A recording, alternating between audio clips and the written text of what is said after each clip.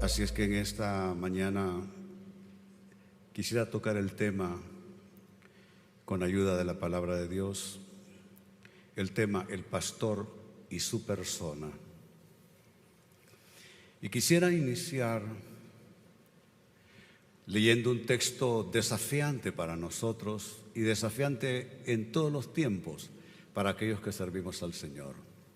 Es el texto que se encuentra en la primera carta a los Corintios, capítulo 9, versos 24 hasta el 27, que de la Nueva Traducción Viviente leo para ustedes. Dice así: ¿no se dan cuenta? La Biblia Reina Valera dice: ¿no sabéis? Y me permito detenerme en la lectura para hacer esta reflexión, que ese es el problema, que podemos estar sirviendo al Señor y no darnos cuenta de todo lo que está implícito en eso. Así es que dice Pablo: ¿no se dan cuenta de que en una carrera todos corren? Que a veces nosotros nos quedamos suficientemente conformes y satisfechos con estar corriendo. Todos decimos: qué bueno que sirvo al Señor. Y él dice: efectivamente todos corren, pero solo una persona se lleva el premio. Así que corran para ganar. Todos los atletas se entrenan con disciplina y lo hacen para ganar un premio que se desvanecerá. Pero nosotros lo hacemos por un premio eterno. Y sigue diciendo el texto. Por eso, y aquí Pablo se pone en primera persona y se hace el desafío y el reclamo a sí mismo. Dice: por eso yo corro cada paso con propósito. No solo doy golpes al aire, disciplino mi cuerpo como lo hace un atleta. Lo entreno para que haga lo que debe hacer. De lo contrario, temo que después de predicarles a otros, yo mismo quede descalificado. Es un texto desafiante. Es un texto que nos vuelve a la realidad, que nada de esto es un juego, mucho menos un show. Mi comentario a esta escritura es el siguiente: lo que no conquistas, pastor, en tu persona, difícilmente lo conquistas en tu ministerio. Lo digo de esta manera: tú no puedes ir más allá de ti mismo. Si vamos a hablar de éxito, todo tu éxito debe comenzar en el gobierno, en el desarrollo de tu propia persona. Así es que, dicho esto de manera introductoria, quisiera pasar a presentarles una lista de lo que yo llamaré para ustedes, pastores y líderes todos, factores en tu persona que repercuten en tu ministerio. Fui alcanzado por el Evangelio en un mes de agosto de 1972. Ya para el 75 estaba a tiempo completo contratado por una iglesia. Mi primera iglesia fue un centro de rehabilitación, una casa de transición. Personas que recibían al Señor pero tenían problemas de adicciones, alcohol, sustancias, etc. Fue nuestro primer pastorado con mi esposa doña Aide. De ahí en adelante, cerca de, 43, 44 años, he visto a tanta gente talentosa sirviendo al Señor y he visto a muchos fracasar, he visto a muchos caer. Y por qué no decirlo, yo me encontré en algunas ocasiones en el límite final y en el borde de mi propio camino. Así es que son factores que, claro, que inciden y repercuten en nuestro ministerio. ¿Qué factores son estos? El primero de ellos, tu temperamento. cómo me ha dado guerra mi temperamento. Nací en Honduras, soy de ascendencia catalana. Los Peñalba llegaron a América en 1857. Y sabe, ese temperamento vino en el paquete de la herencia genética y cómo me ha dado problemas. Me ha dado problemas en mi matrimonio, con mis colegas, amigos, consiervos, hijos espirituales. Porque soy un hombre de mecha corta. Con poco tengo y reviento, ¿sí? Y sí, el temperamento puede darte mucho que hacer. ¿Qué puedo decirles del temperamento? Lo siguiente, que el temperamento expresa esencialmente la emocionalidad de las personas. Lo que estoy diciendo es que es como una especie de termostato psicológico y emocional del ser humano. En esto no hay pérdida. Es bien difícil maquillar el temperamento. No acepta maquillaje. Es difícil revestir el temperamento. El temperamento encuentra la manera de desvestirse de cualquier cosa que le ponemos encima y reclama ser él mismo todo el tiempo. Y es interesante este tema porque debemos conocer nuestro temperamento y debemos también conocer las amenazas que conlleva nuestro temperamento. Yo hace 20 años salí de una iglesia donde me amaban. Me amaban. Después del fundador de esa iglesia, creo que fui el siguiente mentor que tuvo esa generación. El fundador estuvo 8 años en esa iglesia, yo estuve 23. ¿Y sabe por qué salí de una manera dramática y que generó muchos dolores y aflicciones? En parte por mi temperamento. Y hace 20 años que salí de esa iglesia confiando en que Dios me daría la oportunidad de continuar en el ministerio. Me di cuenta que este podía ser mi mayor enemigo, mi temperamento. Pero sabe, no estoy solo en esto. Si usted mira en retrospectiva su vida y los errores que están en la hoja del antecedente suyo, usted se dará cuenta que su situación no difiere de la mía. Seguramente su temperamento le engañó en algún momento o le sirvió de un motor de alta combustión y usted cometió un error que todavía usted al día de hoy lamenta. Así es que debemos conocer nuestro temperamento, las amenazas que conlleva. Y algo más que vale la pena también dejar bien entendido y bien aceptado esto acerca del temperamento. Y es lo siguiente,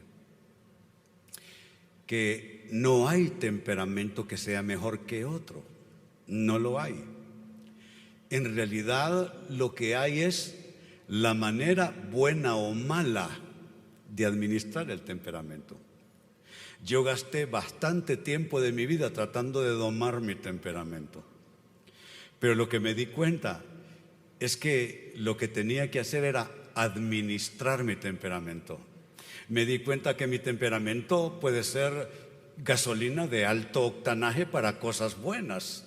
La pasionalidad es una fuerza que le motiva a uno y le hace vencer dificultades, enfrentarse a la adversidad, etc.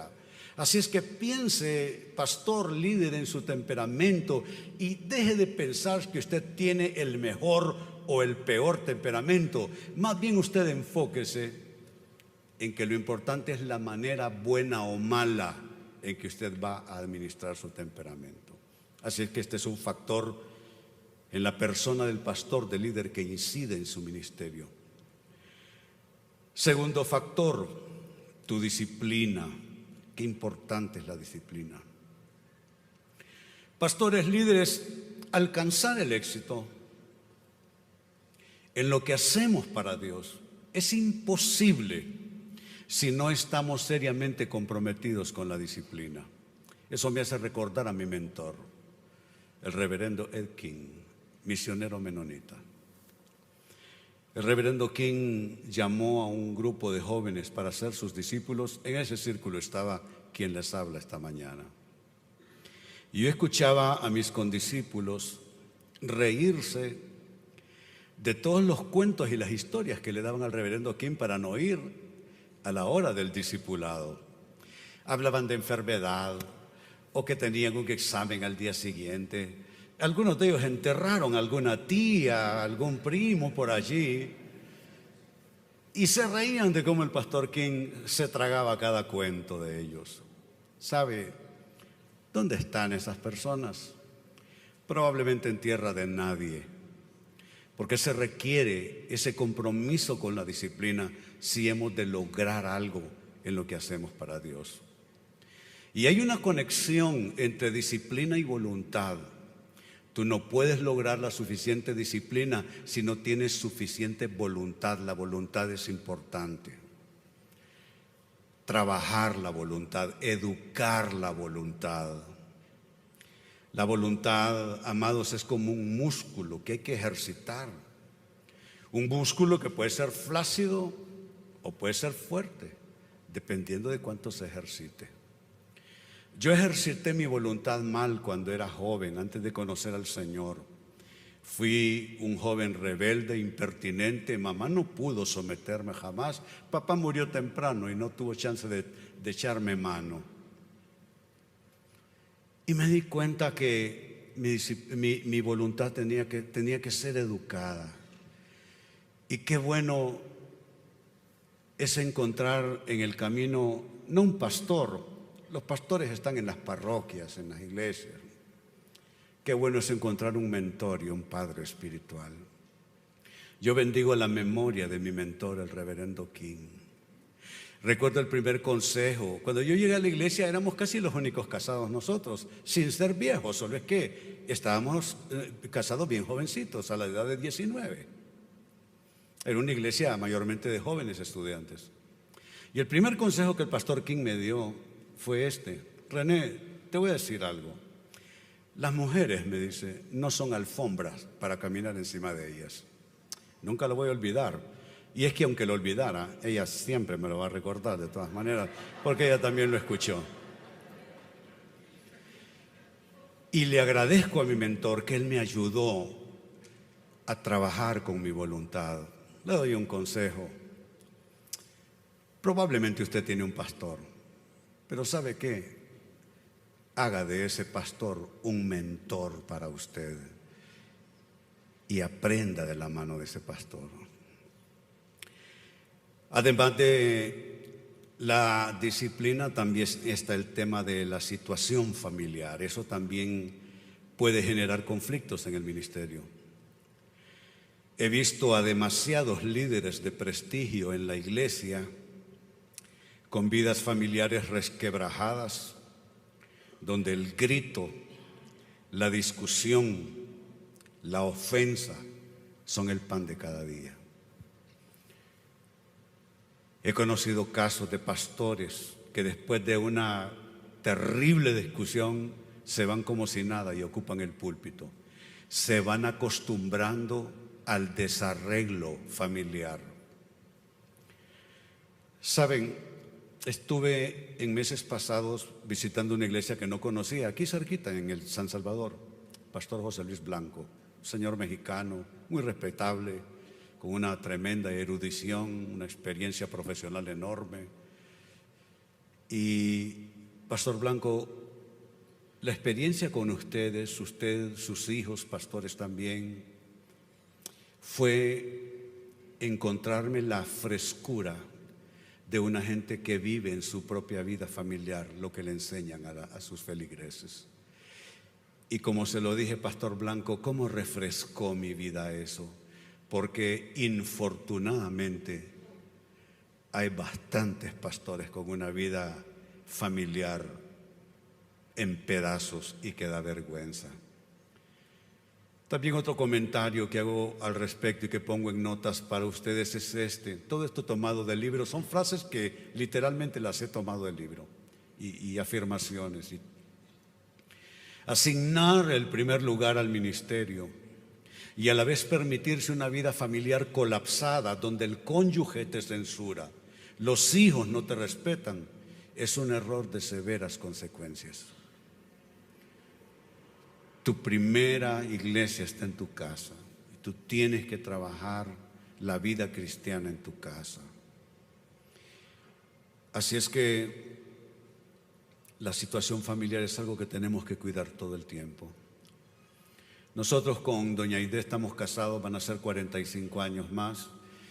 Y bueno, si el Señor no dice otra cosa, vamos a celebrar los 50, pues sí.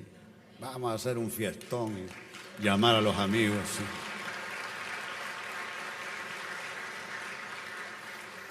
Hemos luchado, tú lo sabes, Aide, por vivir lo que predicamos. Nos hemos frustrado, nos hemos enojado el uno con el otro a veces, nos hemos resentido.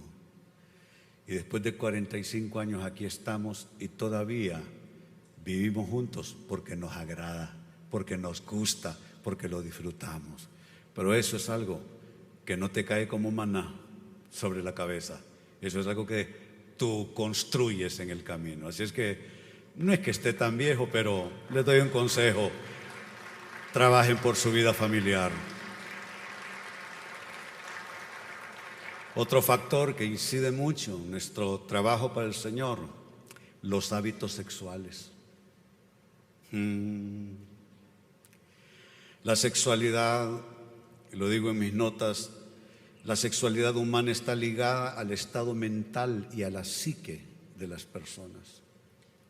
Si hay algo seguro, es que nuestra conducta sexual va a demostrar, sin lugar a dudas, cuál es nuestro verdadero estado mental, nuestras prácticas, nuestros gustos, las cosas que nos atraen, las cosas que nos generan esa clase de disfrute, solo son la muestra, la manifestación de nuestro estado mental. Aquí hago una declaración que puede resultar asombrosa. No errar alguna vez en el campo de lo sexual, amados, casi entra en lo imposible.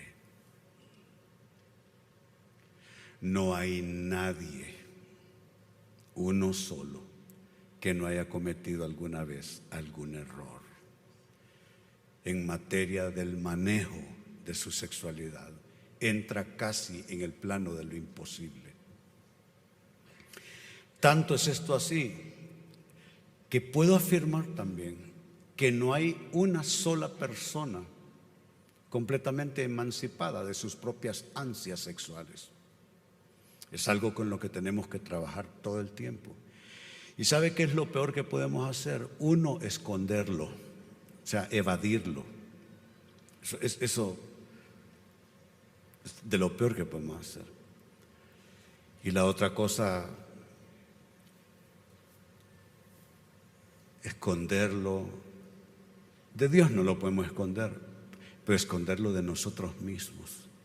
Uno se puede hacer tretas a sí mismo y terminar justificando cosas que deben ser traídas delante del Señor. Así es que este es un tema delicado, nuestras ansias sexuales. Y cierro este aspecto de la sexualidad con este comentario. El aspecto anterior, por favor, en pantalla. Tú puedes ser un anciano incluso y aún así tener hábitos sexuales pecaminosos, tener impureza mental y tener prácticas ocultas. Cuando se trata de sexualidad, no hay edad, no hay edad. Puede ser que tú físicamente ya no puedas hacer ciertas cosas, pero mentalmente, en tu sistema de fantasías o en tus gustos de lo que quieres estar pasando frente a tus ojos, obteniendo de ello alguna gratificación sexual, no hay edad. Así que es un tema delicado también, un tema para el que no hay fórmulas más que sé claro con Dios todo el tiempo. Y cuéntale a Dios lo que no le cuentas a nadie acerca de ti mismo. Dios, no es que Dios necesite oírlo, Él lo sabe, es que tú necesitas decirlo, que es lo diferente.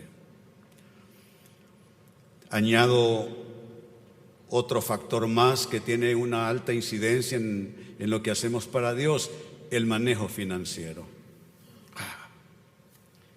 Ese tema del dinero, ¿cómo nos ha dado qué hacer a nosotros los creyentes, los pastores, las iglesias? Ese tema financiero es tan mal manejado que tenemos mala fama a ese respecto. Sobre el manejo financiero hay 3 comentarios que hago. Uno, que el dinero es factor determinante en ese mal llamado corrupción. La corrupción se inicia y termina con el dinero. Cuando no hay dinero, la gente ya no le interesa la corrupción. El dinero es el factor determinante allí. Y esa corrupción que vivimos señalando nosotros los creyentes, esa corrupción también a nosotros nos alcanza. Lo que estoy diciendo es que hay corrupción en todos los ámbitos y que la vida eclesiástica no escapa a los actos de corrupción. Yo he de decir con pena, con vergüenza, que tenemos que mejorar nuestras conductas en lo que se refiere a la administración del dinero. Hay demasiada afición por el dinero. Hay 2 cosas que están matando pastores y líderes hoy día: la afición por la fama y la afición por el dinero. Hoy día se han hecho sinónimos de la bendición. Hoy día estar bendecido es tener dinero, un estilo de vida y tener fama. Yo sinceramente desprecio la fama, prefiero el prestigio. El prestigio y la fama no son lo mismo. Usted puede tener fama y mala fama, o usted puede tener fama y ser solo una cosa de estrellato, como decía el doctor Saldívar. Pero cuando usted tiene prestigio, la gente con respeto piensa acerca de usted.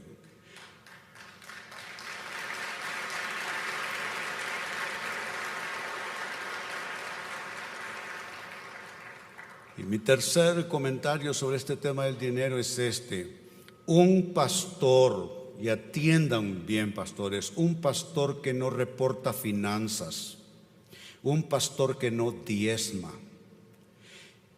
un pastor que tiene un caos en su economía personal, maneja desastrosamente la economía de la iglesia. Un pastor que no diezma, un pastor que es un desastre en su finanza, no debiera tocar un peso de las economías de la iglesia. Aquí está mi señora. Nuestro primer salario, Polly, fueron 80 lempiras, el equivalente a menos de $4 al mes. Y nosotros administrábamos con honra y con honor esos 80 lempiras. Y le pagábamos a doña Rosa, mi madre, por el espacio que nos permitía ocupar en su casa en esos años. Les estoy hablando porque tenemos la validez moral para hacerlo. Pastor, diezme por el amor del cielo.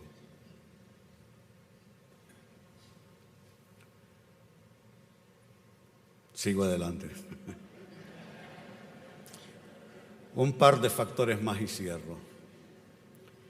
Tus ambiciones, que es vinculante quizá con el tema anterior, tus ambiciones. Las ambiciones personales, amados, pueden volverse antagónicas y desleales con el ministerio. Yo he visto gente que comenzó sirviendo al Señor y terminó en cualquier otro interés. pueden ser antagónicas y desleales nuestras ambiciones con el ministerio. Yo creo que tenemos la obligación moral y espiritual de preguntarle a Dios cómo encaja las cosas que queremos con las cosas que hacemos para Dios. Tienen que calzar lo uno con lo otro. Y sería lamentable que nos encontremos por un lado queriendo servir a Dios y por el otro queriendo, movidos por nuestras ambiciones, conseguir cosas, poniéndoles un poco de barniz de cosa espiritual. Lo que estoy diciendo es que a veces importan más nuestras ambiciones que el llamado a servir a Dios. Importan más. Uno de mis hijos espirituales, el mayor de mis hijos espirituales, el pastor Alberto Solorza, lo vi renunciar a ese green card que es que matarían por la tarjeta de residencia en los Estados Unidos cualquier gente en América Latina, en el mundo. Hizo lo que nunca he visto a nadie hacer. Fue a la embajada americana y les entregó su tarjeta de residencia. El funcionario quedó sorprendido y dice: pero señor, si la gente esto es lo que quiere, se esperan años para tener una y usted viene a devolverla. Y la explicación que él me dio para hacer eso es: pastor, mi vida está aquí a tu lado y voy a estar contigo hasta el último de tus días.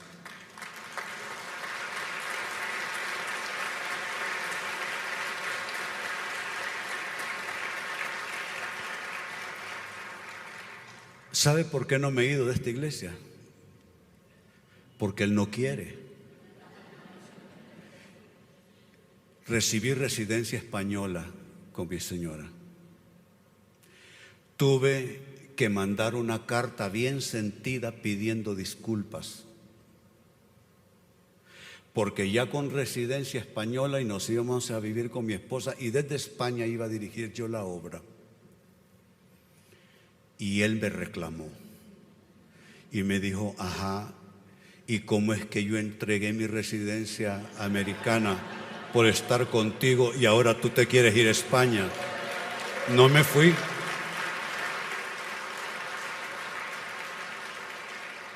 Pero ¿sabe qué son estas? Son evidencias de cuando las ambiciones quedan sometidas y subyugadas al interés de Dios, al interés del cielo. Así es que habrá que tener cuidado con esto, pero también aclaro algo, porque el mismo pastor Alberto es un pastor bivocacional, entonces hago esta aclaración. Esto que estoy hablando de las ambiciones que desarreglen nuestro llamado a servir al Señor, estos comentarios no aplican a la situación de pastores bivocacionales que tienen una ocupación secular combinada con su ministerio, porque eso es aceptable en todo sentido. Mi comentario no va dirigido al pastor bivocacional, sino a pastores en cualquier situación que comienzan sirviendo al Señor y terminan detrás de autos, casas, estilos de vida y muchas cosas más, simplemente absorbidos por sus ambiciones, y su ministerio solo es la excusa nada más. Y cierro con esto, número 7, las etapas de vida también es algo que puede incidir mal en nuestro servir al Señor. 2 comentarios apenas sobre nuestras etapas de vida. Hay gente que fracasa por falta de discernimiento, por poca planeación y malas decisiones en la etapa de vida en que se encuentran. No lo saben manejar. Usted tiene que entender en qué etapa de vida usted se encuentra y usted tiene que ordenar eso, planificar eso, gobernar, administrar eso.